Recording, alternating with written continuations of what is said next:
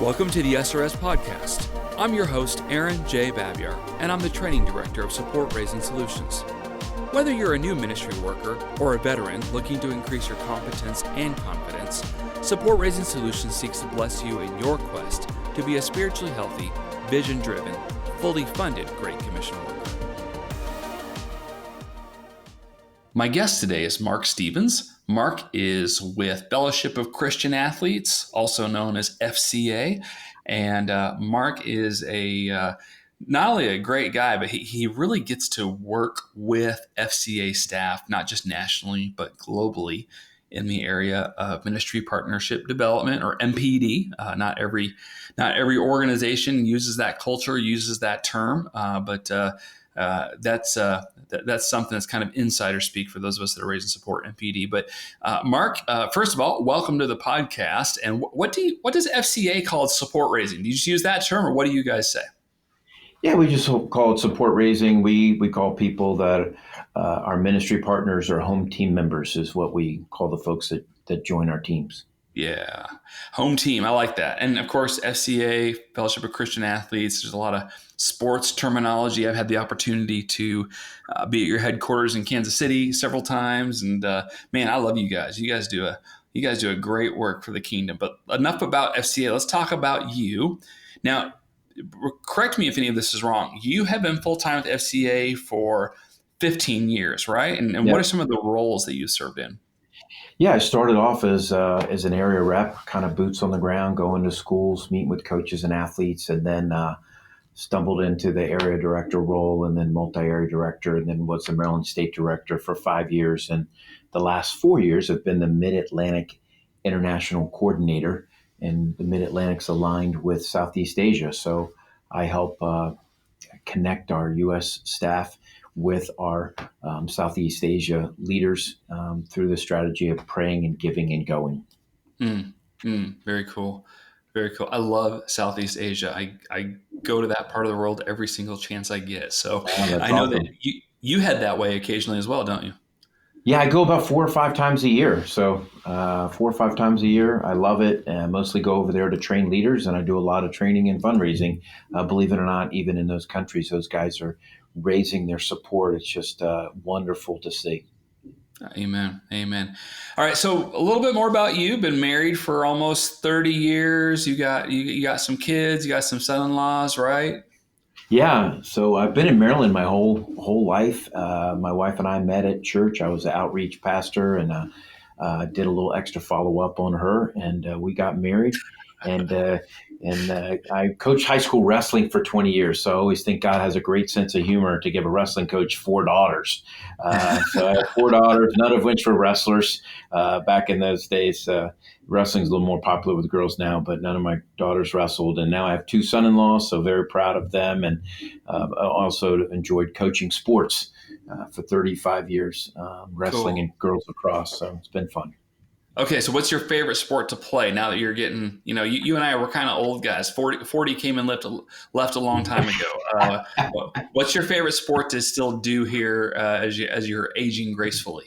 Yeah, I'm running. I've ebbed and flowed in between running. As a matter of fact, we did a virtual run, 100 miles in 8 weeks. I finished it in 4 weeks. So I ran 9 miles on Saturday. So I enjoy running. I'm slow and round, right? I'm a wrestler now, old wrestler. So it's kind of more rolling down the way than running, but. Well, I still play basketball and do some bicycle riding, but I got to tell you, when I play basketball with my sons that are in their 20s, I feel like I'm standing still. So. I get it. Well, let's segue. Of course, I invited you on today to talk really about year-end funding, which is something that for some reason it sneaks up on people every year. Like they're shocked that the year is going to come to an end soon and that it's going to affect their funding. And so yes. When you kind of pose the idea of maybe discussing this and even putting on a podcast, I was like, yes, please, absolutely, let's do it. Because unfortunately, if you don't have a plan before you get to the end of the calendar year, you could really be missing out on some potential funding that people might want to give for the sake of the gospel towards your ministry because you didn't engineer it. You didn't backwards engineer it to let people know, or you didn't take it serious. You didn't even think about it until December 1st. And we've just found out that's just not the way to do it. So share share with us, if you would, first of all, just tell us a little bit about your journey with year-end funding, and then of course we'll kind of segue into what you've learned and how you apply it, and end of year campaign, all that good stuff. But tell us a little bit about your narrative first. Yeah, that'd be great. Thanks, Aaron. And again, I just want to thank you for having me on this podcast. It's my very first podcast ever to speak on. Woo-hoo. So very, very honored. Glad you're You here. know, my journey is, I like most of us who've done fundraising, we've heard others say, whether it's peers or supervisors, there's an opportunity. There's an opportunity at the end of the year. Some places say 20%, some say up to 40% of all nonprofit funds come in November and December. And I heard that, but I didn't really take it serious. I was just kind of going along, doing my thing. And I saw some people taking it serious, and I said, I need to take this more serious. And so I started to put together some steps. And I think the other side of it too, Aaron, is sometimes we just got to stop complaining and just move on. A friend of mine told me about a Netflix movie called Iron Cowboy. Iron Cowboy, what a great movie. This guy did 50 Ironmans in 50 days Oh my in goodness. 50 states. Oh my goodness. What I a think great, my leg would fall off. yeah. Even wrestlers would know that's really, really tough to do. And this guy in the middle of it almost quit. And he stopped on day 17, and his friend goes, are you going to continue? And he just kind of stopped. And then he got back on his bike and he said, what do you think? And he goes, I got to stop complaining and I got to keep pedaling. And sometimes in fundraising, we fall off the wagon, and we got to get back on our bike, and we got to say, I got to stop complaining and I got to start pedaling. And that's where we're going to. So for me to stop complaining and say, I don't have the time, I have to do this and prioritize it. And I think the third thing with my journey is to really, and this is how I've approached ministry, is start small and think big. Just take one step. Just Yeah. take one step towards year-end giving. I have a full-blown plan that I sent you. Nobody should start with what I'm doing now. They should start small and think big. And so if you're listening to this, figure out what is the 1 or 2 steps you can do this year to Yeah. improve your year-end giving. Yeah. And a lot of times that first step in the right direction, well, there's going to be more steps, but you have to start somewhere. And if you're waiting until you have a full-on cohesive plan with every minutia of detail and blah blah blah, you're going to keep waiting and waiting and waiting, and you're not going to discover some of your footholds along the way, and so you're never even going to really get going on the road. So the big step I'm hearing you say is take that first step, right? Yeah, take the first step, and it's all of us who are in fundraising. We've experienced it. It's like when you're first trying to get out of the gate and raise funds, whether it's year-end funds or regular funds. It's like I told my wife, I said, okay, I got to go. I need to raise $500 in monthly support. We lost a blah blah blah, and it's that first phone call that's hardest. Once you make that first phone call, it's like, okay, I can make the other 9 calls I got to make today. Seriously. I can make it. It's that and you get some momentum going, and I've seen the momentum in year end to just be a huge, huge blessing. So just figure out what that one step is for you, and move forward. So start small, think big, start going in the right direction, and that could be weekly goals or daily goals or something like that. But you have to start somewhere. And by the way, I think I've mentioned it on other podcasts, Mark. I more than dislike the phone. I hate the phone. I hate to use Mm-hmm. a strong word, but I really do. I don't like it. Some of it's probably hearing loss. Some of it is bad connection. There's a lot of different things. But that is so true. If I know I need to make 10 phone calls, I'm like, you know what? I don't. 10 seems crazy right now. I'm going to make one. It like all of a sudden it seems like, oh, that's an achievable goal. Like I can do it. Yes. get going. Yes. It's the first one's the hardest one sometimes. Yes, indeed, for sure. And once when we go back to year in planning, once you figure out that one step, that one, two steps, whatever it is, things you need to add, once you do that, you're going to see some progress. You're going to see some momentum. You're going to see some success, and success breeds success. Hmm. And so I just want to encourage people to not get overwhelmed by, oh my gosh, you're in funding, I got to have this big plan. And in some organizations, they help you with their plans. In FCA, we help, and sometimes you look at it, it's like, wow, it's too overwhelming. Just figure out how to do one or two things. And Yeah. by the time, after you're in this game a long time, look at me, 15 years later, now I got 32 steps I'm making, for year-end funding. But I Yeah. didn't start off with 32 steps. I started with two. Well, and now that you've developed from 2 to 32, those steps don't seem that hard because now you've done it before. You've developed it, you've learned, Yes. you've reacted, you probably made some mistakes along the way. You don't have to worry about repeating those because you already learned your lesson, right? Yeah, no doubt. No doubt about that.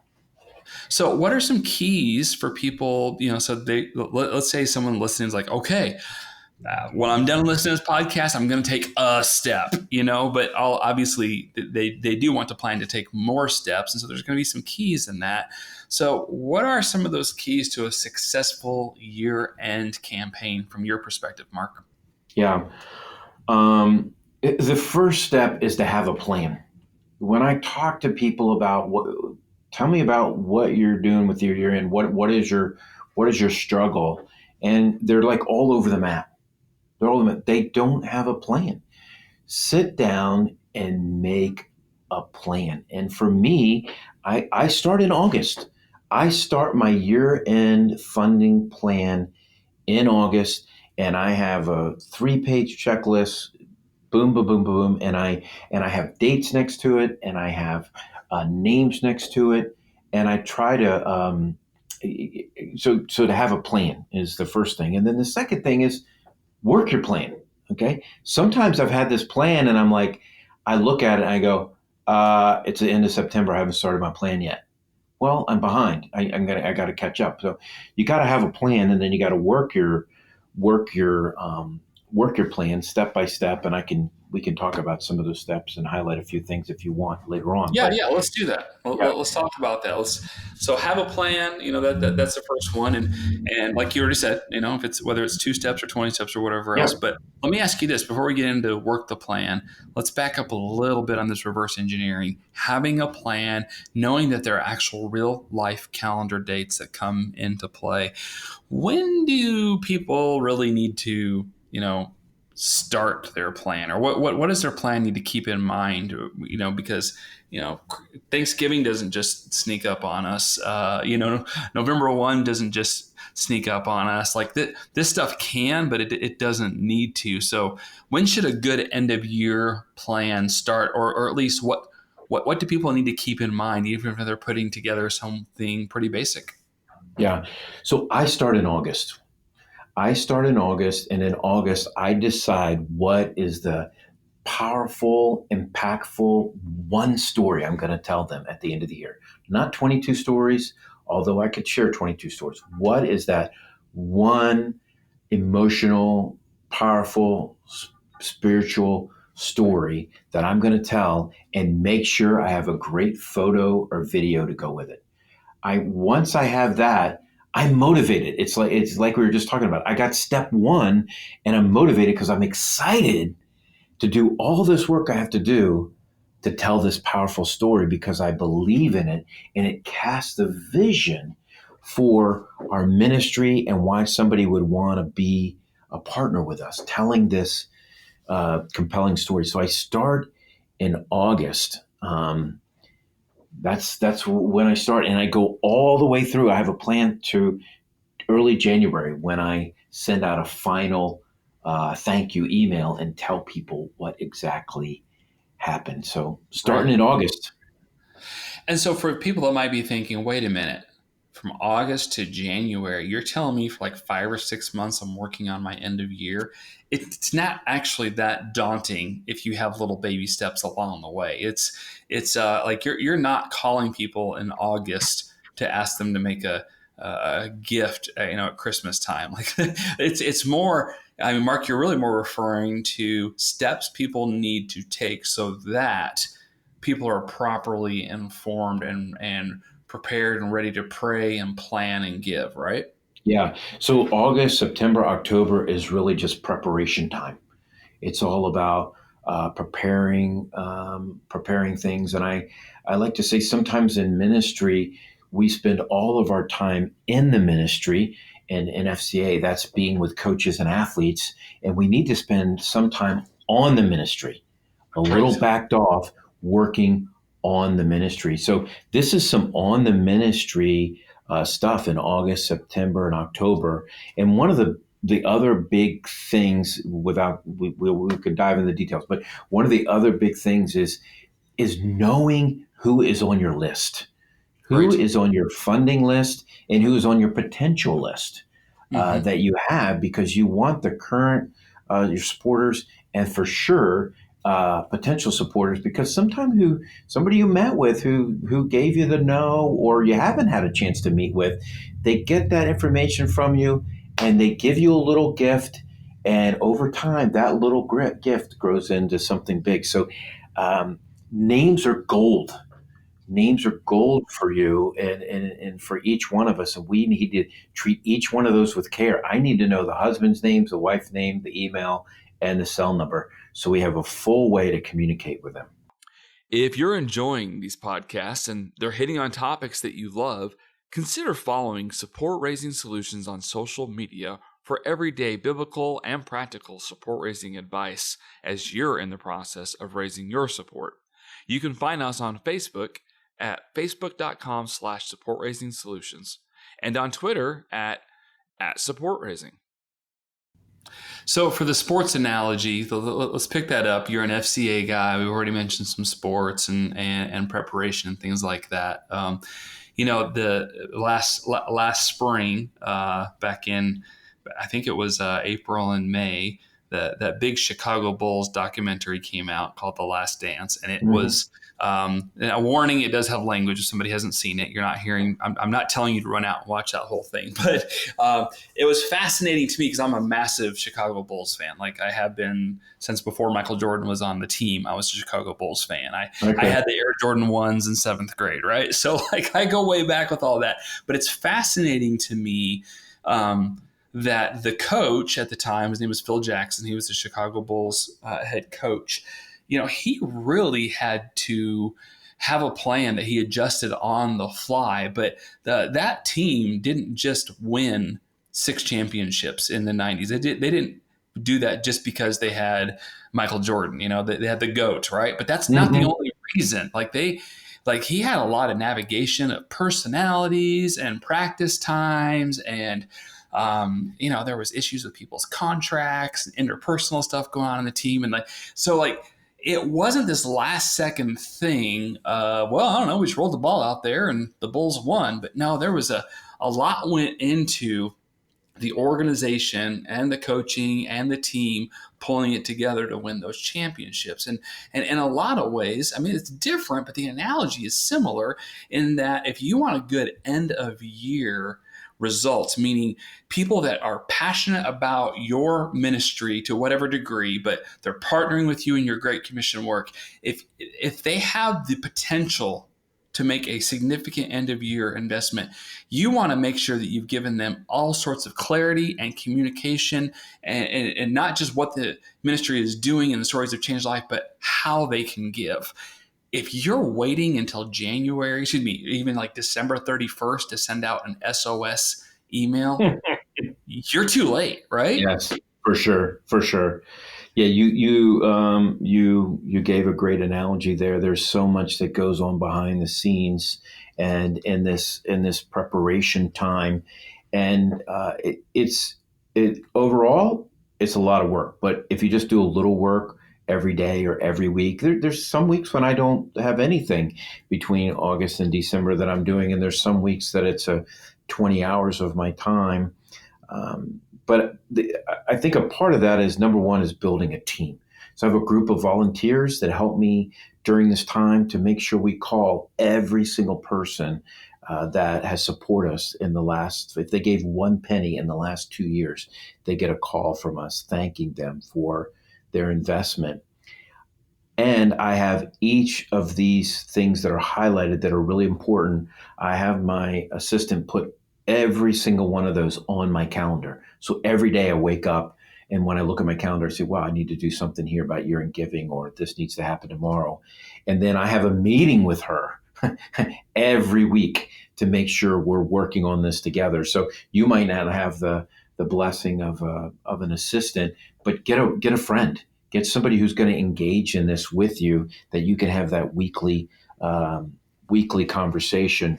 Yeah. Yeah. Cosign, double stamp. If Yes.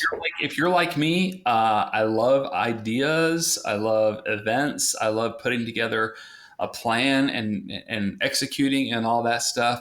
I'm not necessarily good at all of those things, though. Mm-hmm. So I really do need help. In fact, Mark, I will say there is a person that I get to work with who, I mean, she keeps me organized. So we'll talk about this, or by or before early summer, and we have put together a plan, and she kind of helps oversee my end of year kind of plan and ask and what we communicate, even down to one of the things that I do is I want to send people a thank you, but I want that to happen before, not at the same time as I Mm-hmm. do an end of year ask. And so Mm-hmm. we'll do some baked goods and send it to.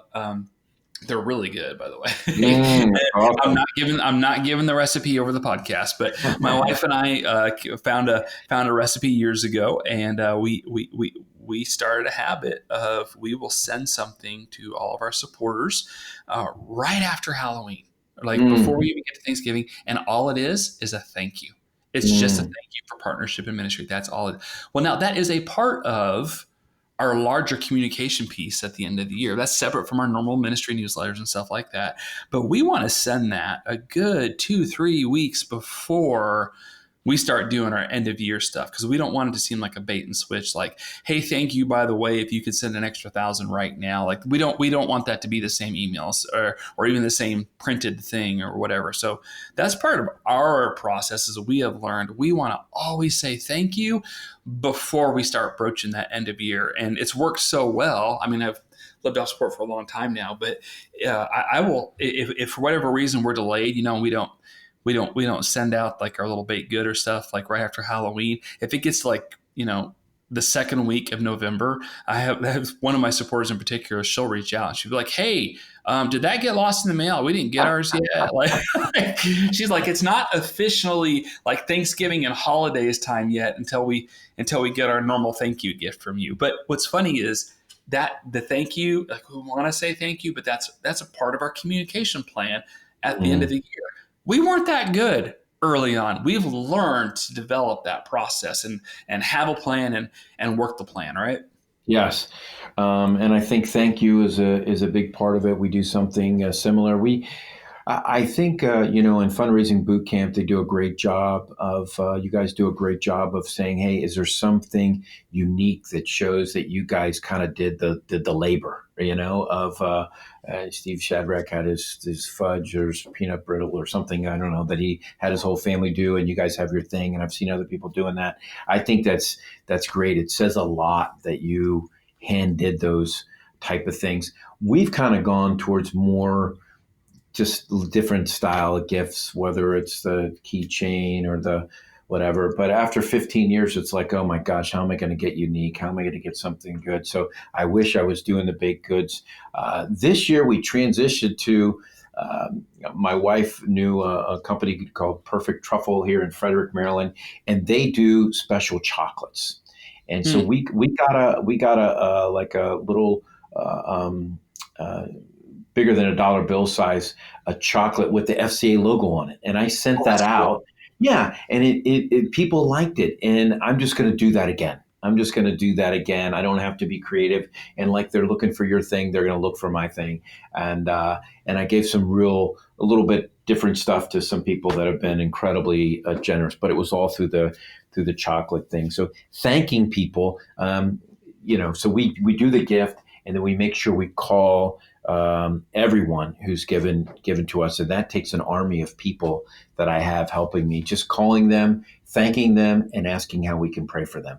Then we have a Yeah. follow-up prayer meeting where we pray for those things. So those are a big part of our uh, thank you process. But again, you got to plan it, right? You got to make a plan. You don't show up on October 30th and go, okay, let's do it. No, you got to know. You got to go get the stuff, and you got to have the date set aside. And what you're doing takes a lot of work, and what we're doing has taken a lot of planning and work too.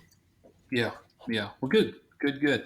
And so, with all that being said, so you want to have your plan as far as what you're going to communicate, when you're going to communicate, what you're going to send, how you're going to send it. I mean, if you're going to send something physical, well, you get into all sorts of different things like packaging and postage and Yes. like I don't know about your routine, but ours is for years we a handful of my support team doesn't live anywhere close to me, right? I don't know what the actual numbers are. It's like probably 10, 20%. Like, there are people I've known from college or high school or whatever else. But most other people live within about 30 minutes. And so I don't know how you do this, but we began to realize over time, there are some people we need to ship what we do towards. Like we're going to have to spend some money, 4, 5, Mhm. $6 to do physical mail. But there's other people that, okay, we can plan, we can get an app, we can plot the addresses, and we can work Mhm. it all out where someone can drive around for a few hours and do some doorstep, just drop them off. And it's a whole lot cheaper to pay. Like I have some adult sons. Like it's a whole lot cheaper to pay one of my sons to go drive around for 6 hours and drop off packages than it is to mail it to everybody. I mean, it's Mhm. going to save hundreds of dollars, but we kind of learned that over time of going, we know we want to get this out by a certain day, but if we're going to do that by then we have to bake it by here. We have to ship it by here. Like there's just all those little things that's why, Mark, I believe you're saying you need a plan. You have to think through all of those things from shipping to packaging to even down to, are you going to do email? Are you going to do paper mail? Are you going to do one? Are you going to do two mailings? Are you going to do both? I mean, there's just a lot of little things in there. And with that being said, what are one or two of the biggest things you've learned as you've developed your plan from 2 things to 32 things? What are a couple of the bigger pieces you've learned as far as how to really keep on your end of year plan without, working on it 40 hours a week every week for multiple weeks? Mhm. Yeah, I think to keep on it, it's got to be on my calendar, and I have accountability with someone that I meet with on a regular basis. I think part of the success too is having attention to details, like having the email addresses from both spouses, having their home address, having the cell numbers to be able to reach out to them, having a clear way for them to respond, and making it clear that this is an ask of what we're doing. And just like with the regular fundraising, I started doing this a few years ago. The guy who's just been giving me $200 every year at the end of the year, I started to ask him, "Hey, you've given 200 at the end of every year. Thank you. Would you consider going to 100?" And almost Mm-hmm. everybody says yes. And so I've seen people increase. And the guy who give 1,000, would you consider going to 3,000? The guy who give 5,000, go to 10. So I've asked over the years for people to go in. So you got to have the details, and a part of that is being personal. I was talking to someone and I said, "How do you get your envelopes out?" "Well, we just stick the labels on there or whatever." We hand address 600 envelopes last year. Why? Because it's personal. And two, we know a hand address envelope is going to be more open than the label stuck on. So anything you can do to make it more personal, and that means it's going to be harder, right? It's going to be harder to do. You need to consider to do it. But, you know, have a plan, start small, think big, and you'll see that during this time, people will give. The last thing I would say too is I learned this from another group, is that they say whatever, like I said earlier, 25 to 40% of all nonprofit funds come in November, December. Of that, a huge portion of it, 50+%, comes in the last 3 days. So I think between Christmas and New Year's, sometimes in ministry, you're like, hey, we're off. It's all right, chilling. Got bowl games. We have a plan during that week that we work with some calls and some emails to make sure people have that last. And it's true. A lot of funds come in those last 3 days. Yeah, and you know what, Mark? One of the things is that I did not grow up in a super affluent home, and so there's a concept that I learned over time that I just didn't know, was that there are people that and you never know who they are, but they really, really plan their end of year giving, and like they're thinking through tax implications and things like that. That wasn't.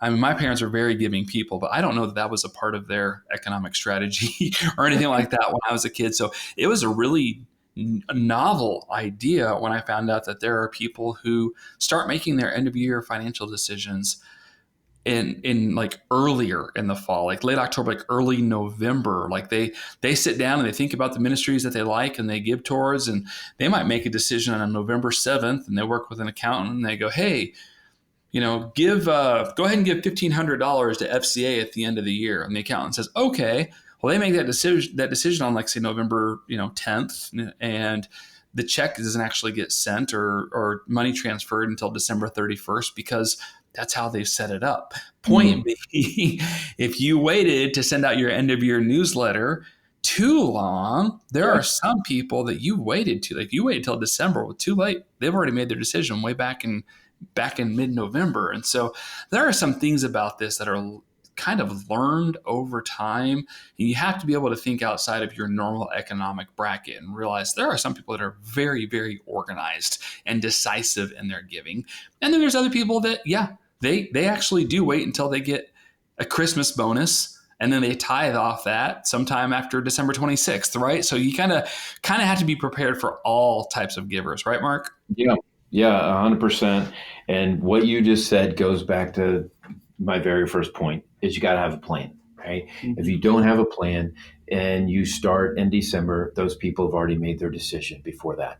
Many people have. And so when you have a plan, you're touching base with them early. You're very intentional about it. You're making the ask early. I always try to make sure I make the ask before Thanksgiving, a week or two before Thanksgiving, not Thanksgiving week when they're going crazy, but before that. So they have 6 weeks to evaluate, pray about it, how they could support the ministry. Good point. Well, Mark, it has been wonderful to have you on as a guest of the SRS podcast. We have officially broke you in now that this is your first podcast. It's out of the way. So I hope you will plan to join us again someday. And I just want to thank you again for your time. I appreciate you, my friend. And thank you for taking the time to share with other great commission workers to be thinking about their end of year giving. I appreciate you. Thank you. Thank you, Aaron. It's been great. I hope it's been a blessing to someone. And I really appreciate everybody who's listening to this, and I hope that this will be help them in some way. So thank you for this opportunity. Thanks for joining us for this episode. We would love to hear your ideas for future content. Please visit supportraisinSolutions.org/feedback to share your thoughts and questions. Also, wherever you download your podcast from, be sure to subscribe for future episodes and come back each week to gain more insight into the process of building and maintaining your personal support team.